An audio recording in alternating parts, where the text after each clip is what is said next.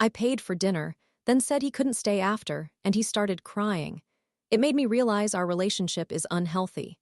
My boyfriend, who is in his mid-20s, I am unsure of his exact age, and I, an 18-year-old female, recently experienced our first dinner date, which concluded with him in tears. This event has prompted me to evaluate our relationship, and I believe our expectations for its future are fundamentally different. Moreover, my reflections lead me to suspect that there may be unhealthy power dynamics involved, and that our relationship could be rooted in some misunderstandings. I sense that he fears rejection, which complicates my feelings about wanting to end the relationship. I am uncertain about how to proceed.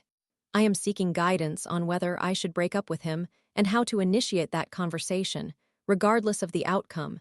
Here is the context. We met in a professional environment.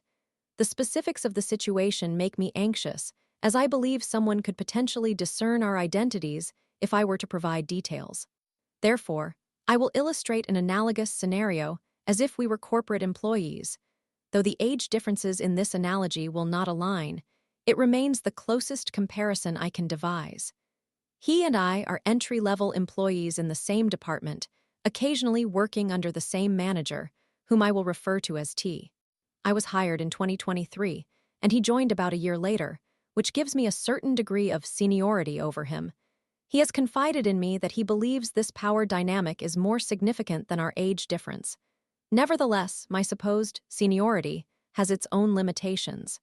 Firstly, he and I specialize in different fields, with his area of expertise more closely aligned with T's interests and objectives.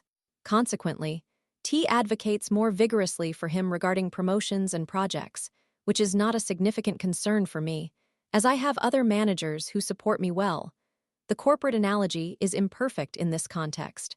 Secondly, he appears to foster very close personal connections with individuals in higher positions within a different department, frequently mentioning them by their full names. This is somewhat awkward for me, as I usually refer to superiors by their first names when addressing them on a first-name basis, or use Mr. MX, Miss Otherwise. Finally, he demonstrates a talent for forming friendships with our peers. While I remain relatively socially isolated, my coworkers maintain a Facebook group for planning gatherings, which I did not join because I did not have Facebook at the time. I doubt he is consciously aware of this dynamic, yet it is evident that he possesses the ability to disrupt my professional life significantly. I do not imply that he will, but the power imbalance remains. He reached out to me via email several months ago, requesting a walk around the company premises so that I could elaborate on a presentation I had given. He expressed a desire to make more friends at the office, leading me to believe he did not have romantic intentions. Our walks continued, albeit with decreasing frequency, and our discussions mainly revolved around work and departmental gossip. Before an upcoming business trip, we went for another walk, during which he requested my phone number, later admitting that he was asking to date me, a fact that seems evident, but I can be somewhat socially oblivious. I shared my number, and we engaged in frequent texting while I was away. Eventually, he confessed via text that he desired a romantic relationship with me. Although I do not feel attraction for him, or anyone, as I currently identify as asexual, I appreciated our conversations and decided to give it a chance. I have attempted to be honest about my lack of sexual attraction to him. We began going on dates upon my return. After our first or second date, he mentioned that a coworker had inquired about our relationship status and shared that she had heard rumors from others near my office. This was surprising, as I had never disclosed anything about him to my coworkers, and he quickly shifted to asking if I would be comfortable labeling our relationship as boyfriend and girlfriend, to which I consented. I did not fully grasp the significance, as we were already dating. He responded with visible relief, expressing a fear that I might be upset. In hindsight, that moment felt quite peculiar. Now we have been dating for several weeks, typically having 1 or 2 brief dates a week. He invited me to his apartment for Valentine's Day and requested that we cuddle. Eventually, he asked if we could remove our shirts, to which I consented, although I requested to keep my bra and pants on. The following week, he invited me over again, inquiring if it would be acceptable for me to remove my bra and pants. After some hesitation, I agreed, but it made me quite uncomfortable. To be fair, I did not communicate this discomfort very well. Our physical interactions progressed a little further, but I made a point to express that I was not interested in engaging in sexual activity for various reasons, including my lack of attraction, my asexuality, and the fact that I am not on birth control. I worry that he may persist in his requests, as I am a recovering people pleaser, and I fear I might eventually acquiesce despite my reluctance. This has already occurred with my previous decisions about removing my garments. Overall, this may seem naive, but I feel that our relationship has accelerated too quickly. He frequently tells me how beautiful he finds me and how attracted he is, which creates discomfort for me since I cannot reciprocate those feelings. When he initially proclaimed his love, it felt premature, having only been on a few dates at that point, and I responded reflexively to be polite, which I recognize is cowardly. Now, I find myself repeating the phrase back to him each time he expresses it, which occurs quite often. He highlights how close we feel when we are intimate and our skin is touching, but this only heightens my discomfort. The tipping point occurred during our dinner date. We had arranged to dine out the night before my 2-week work trip, and he asked to come to my apartment afterward to help me review my materials.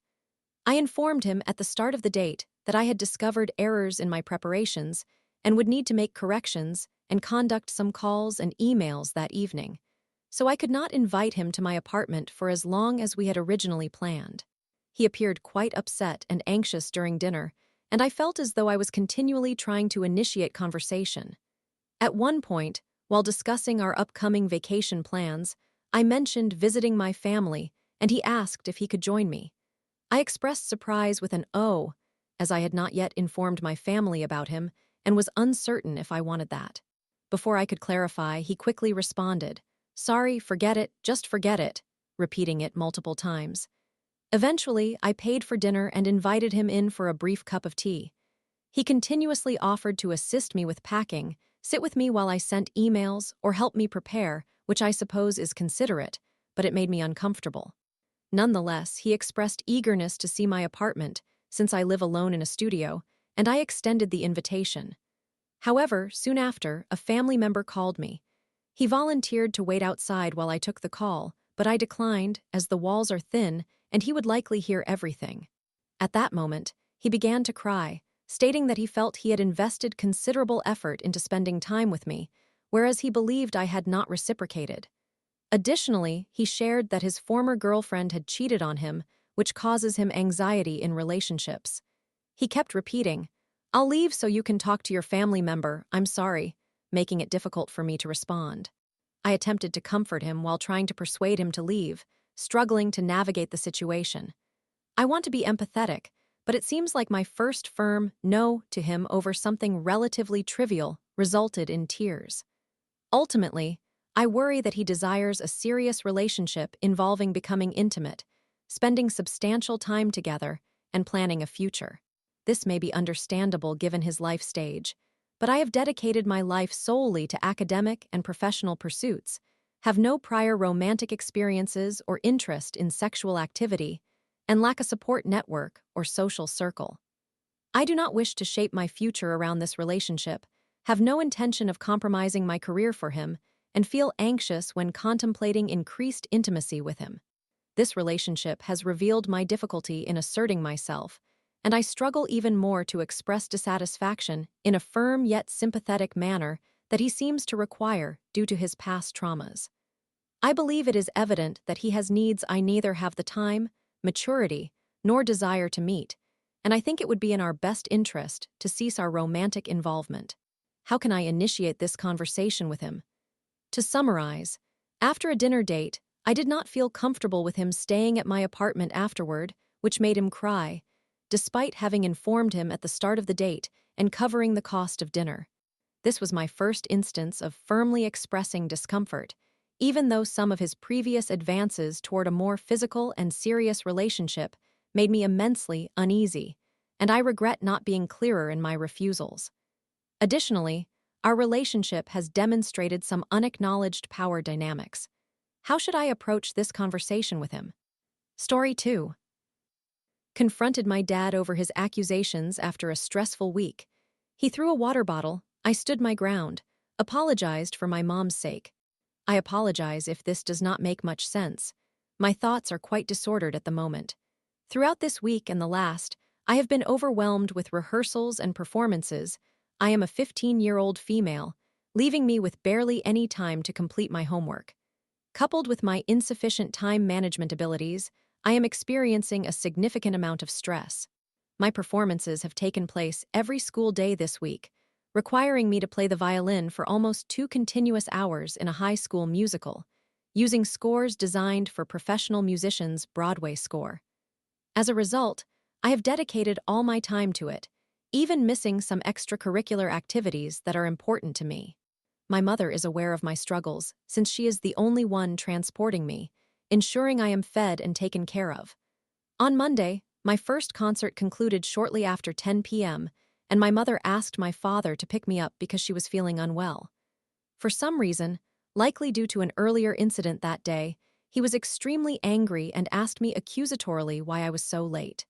I replied, "Our concert ended after 10, everyone has been working very hard on it," and then we fell silent.